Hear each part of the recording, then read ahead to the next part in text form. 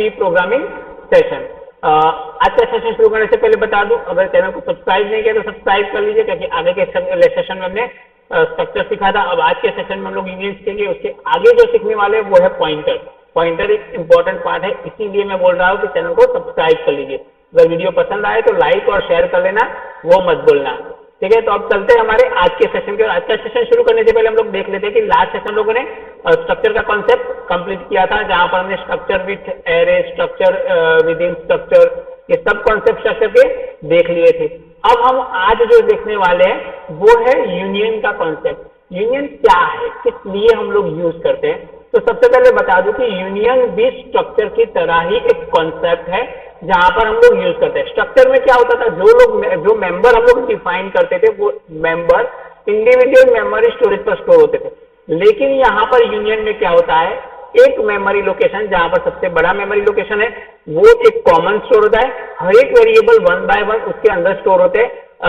अगर नया variable store करता है तो उसकी वैल्यू हम लोग आगे की वेरिएबल की वैल्यू हम लोग फ्लश कर देते हैं, मतलब कि वहां से रिमूव कर लेते हैं। वो हम अभी प्रैक्टिकल देखेंगे तो पता चल जाएगा। तो सबसे पहले यूनियन का डेफिनेशन देख लेते हैं। A union is a variable which may hold at a different time object of a different data type and size with the compiler keeping track of size and alignment requirement। मतलब कि ये भी value store करेगा अलग अलग data type की, लेकिन एक ही मेमोरी लोकेशन पर स्टोर करेगा, ठीक है। यहाँ पर देखते हैं आगे, it follow the same syntax as a structure but all the member of the union use the same location, hence it may have many member but it can handle one member at a time। Union can be declare using the keyword union. मतलब ये structure की तरह ही declare होता है, structure की तरह ही variable भी use करवाता है, लेकिन वो एक ही लोकेशन पर वैल्यू स्टोर करवाता है।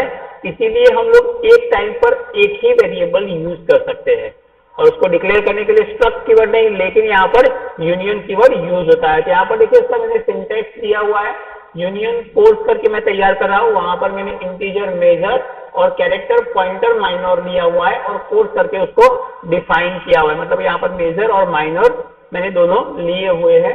तो यहाँ पर देखिए उसका एक्सप्लेनेशन दिया हुआ है, here force will be large enough to hold largest of the two type. मतलब कि यहाँ पर दो तरह के वो वेरिएबल स्टोर करवा रहा है, एक इंटीजर और एक कैरेक्टर, इंटीजर और character. Any one of these variable might be stored in quotes and then used in expression। मतलब इनमें से कोई भी एक वेरिएबल हम लोग यूज कर पाएंगे at a one time। Only condition is that the usage must be consistent, the type retrieved must be the type stored last। मतलब हम लोग जो डेटा स्टोर कर रहे हैं, लास्ट में जो डेटा स्टोर कर रहे हैं उसी को हम लोग रिट्राइव कर सकते हैं, ये उसकी कंडीशन है। अगर हमने उसको फ्लश कर दिया है आगे का डेटा टाइप और फिर हम कोई और वैल्यू रिट्राइव करें तो वो वैल्यू हमें यहाँ पर नहीं मिलेगी।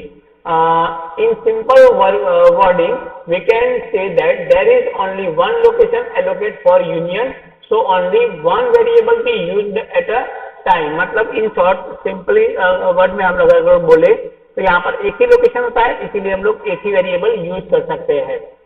While in a structure more than one variable can be used because there is no size limit or memory allocation limit for structure, where in union only one memory location is allocated। की जगह पर structure में क्या होता था, हर एक का अलग अलग मेमोरी लोकेशन था, तो कोई भी वेरिएबल हम लोग कभी भी यूज कर सकते थे। यहाँ पर वैसा नहीं होगा।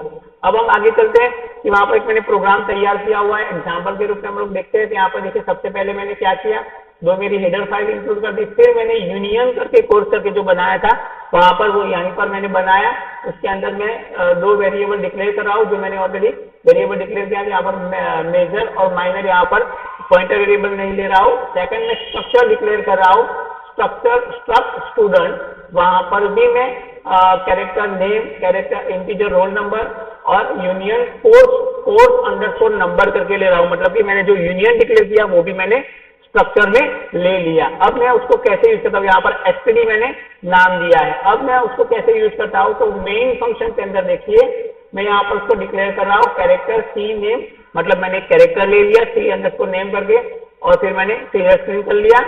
अब मैं यहाँ पर प्रिंट कर रहा हूँ enter the name of the student, मतलब कि स्टूडेंट का नाम एंटर करिए जो मैंने वेरिएबल लिया हुआ है। यहाँ पर स्कैनएफ कर लिया, std डॉट नेम दिया, std डॉट नेम मतलब जो नाम मैं दे रहा हूँ वो मेरा जो स्ट्रक्चर मैंने तैयार किया था वहां से मैं ये नाम एंटर कर रहा हूँ, मतलब कि कैरेक्टर एंटर कर रहा हूँ 20 का, वहां पर %s दिया है इसीलिए मैं स्ट्रिंग एंटर कर रहा हूँ। ठीक है, तो मैं पूरा नाम लिख सकता हूँ स्टूडेंट का। फिर मैं क्या कर रहा हूँ प्लस std इन, मतलब कि std में जो था वो रिकॉर्ड रिमूव कर रहा हूँ। फिर यहाँ पर प्रिंट कर रहा हूँ एंटर द रोल नंबर, वापिस मैं रोल नंबर एंटर करवा रहा हूँ, वो भी std डॉट रोल नंबर के जरिए, मतलब कि यूनियन की जो वैल्यू थी वो मैंने रिमूव करवा ली, यहाँ पर मैंने रोल नंबर भी एंटर करवा लिया। अब मैं वापस उसको भी फ्लश कर रहा हूँ। फिर मैं यहाँ पर print enter the code M for major and M for minor कर रहा हूँ, मतलब कैपिटल M जो है वो मैं मेजर के लिए कर रहा हूँ और स्मॉल m है वो माइनर के लिए करवा रहा हूँ। अब मैं आगे देखता हूँ स्कैनफ करवाता हूँ सी नेम, मतलब कि जो मैंने इस मेन फंक्शन में वेरिएबल लिया वो मैं एंटर कर रहा हूँ कोर्स नेम। वहां पर जो मैंने आगे एंटर करवाता था वो मैं स्टूडेंट नेम एंटर करवा रहा था, यहाँ पर मैं कोर्स नेम एंटर करवा रहा हूँ। अब देखिए मैंने प्लस वापस std इन कर दिया। अब मैं यहाँ पर देखिए आगे देखता हूँ तो मैंने यहाँ पर क्या किया, इफ सी अंडरस्कोर नेम मैंने यहाँ पर कंडीशन डाली, कैपिटल M है तो वो क्या करेगा printf एंटर द कोर्स 1 और 2, मतलब कोर्स कौन सा चाहिए 1 और 2, तो यहाँ पर स्कैनफ करवाएगा। आपको जो नंबर चाहिए वो हम लोग एंटर करेंगे, डॉट मेजर करके यहाँ पर डाला हुआ है, मतलब कि जो कोर्स नंबर जो मैंने लिया था वो यहाँ पर मैं एंटर कर रहा हूँ मेजर के अंदर, std dot course number dot major वो मेरा यूनियन का होगा। फिर यहाँ पर प्लस कर रहा हूँ, वापिस यहाँ पर अगर वो नहीं है तो एल्स करके मैं यहाँ पर वापिस उसको सेकंड जो कॉपी है वो कॉपी करवा रहा हूँ और अदर डाल रहा हूँ। फिर यहाँ पर मैं गेट ch करके उस प्रोग्राम को कंप्लीट कर रहा हूँ, मतलब जब मैं कंडीशन चेक कर रहा हूँ तो या तो वो मेजर एंटर करेगा या तो माइनर एंटर करेगा, दोनों में से एक ही वेरिएबल वहां पर स्टोर करवाएगा, बाकी वेरिएबल स्टोर नहीं करवाएगा। यूनियन हमारा यूनियन का प्रोग्राम था। तो आज के सेशन के लिए इतना। अब नेक्स्ट सेशन में हम लोग जो सीखने वाले वो है हमारा पॉइंटर का कॉन्सेप्ट, क्योंकि अब तक हमने स्ट्रक्चर और यूनियन में पॉइंटर का बहुत यूज किया था। अब जब हम पॉइंटर यूज करेंगे तो आपको पता चलेगा कि किस तरह से पॉइंटर का यूज होगा, तब जाके आप ये प्रोग्राम बहुत प्रॉपर तरीके से कर पाओगे। तो इसके बाद हम लोग क्या करने वाले, ये पॉइंट खत्म होने के बाद हम लोग ये सारे प्रोग्राम हैं वो सब प्रोग्राम लाइव देखने वाले हैं, मतलब कि लाइव यहाँ पर हम लोग एग्जीक्यूट करेंगे, तैयार करेंगे, फिर वो प्रोग्राम एग्जीक्यूट करके देखेंगे कि क्या आउटपुट आता है, कैसे आउटपुट शो होता है। ठीक है, तो फिर मिलते हैं हमारे नेक्स्ट सेशन में। अगर वीडियो पसंद आया तो लाइक और शेयर कर लेना, अगर चैनल को सब्सक्राइब नहीं किया तो खास सब्सक्राइब कर लीजिए। और अगर आपको कोई क्वेरी है और आपको ऐसा लग रहा है कि इस प्रोग्राम में कोई चेंज करने की जरूरत है तो प्लीज हमें कमेंट में लिखकर बताइए, जिससे हम इस वीडियो को प्रॉपर तरीके से अपडेट कर पाए। ओके, तो फिर मिलते हैं हमारे नेक्स्ट सेशन में। Thank you very much.